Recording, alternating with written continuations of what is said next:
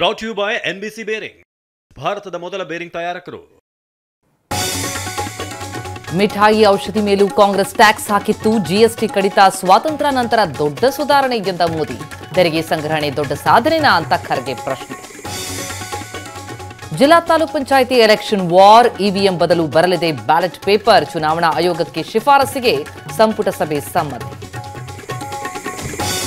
ಕನಕಪುರಕ್ಕೆ ಹೊಸ ಮೆಡಿಕಲ್ ಕಾಲೇಜ್ಗೆ ಅಸ್ತು. ಇದು ಐತಿಹಾಸಿಕ ದಿನ ಎಂದ ಡಿಸಿಎಂ ಡಿಕೆ.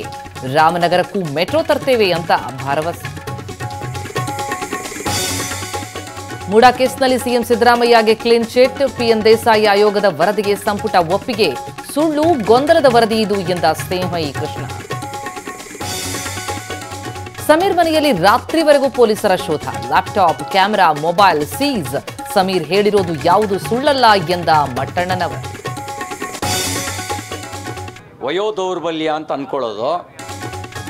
ಬಿಜೆಪಿಗೆ ಫಂಡಿಂಗ್ ಮಾಡಿದ್ಯಾರು? ಸಿಎಂ ಬಹಿರಂಗಪಡಿಸಲಿ. ಸಿದ್ದರಾಮಯ್ಯಗೆ ವಯೋದೌರ್ಬಲ್ಯ ಎಂದ ಸಿಟಿ ರವಿ.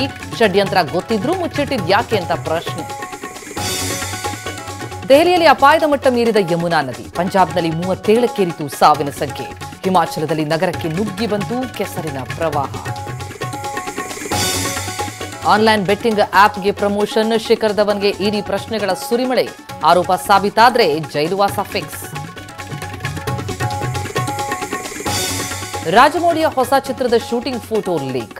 ಸಿಂಹದ ಮುಂದೆ ಮಹೇಶ್ ಬಾಬು ನಿಂತಿರೋ ದೃಶ್ಯ ವೈರಲ್. ಕೀನ್ಯಾದಲ್ಲಿ ಚಿತ್ರೀಕರಣಕ್ಕೆ ಟೈಟ್ ಸೆಕ್ಯೂರಿಟಿ.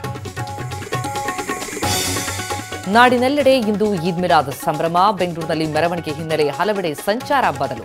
ಕೇರಳ ಸೇರಿ ದೇಶಾದ್ಯಂತ ಓಣಂ ಸಡಗರ.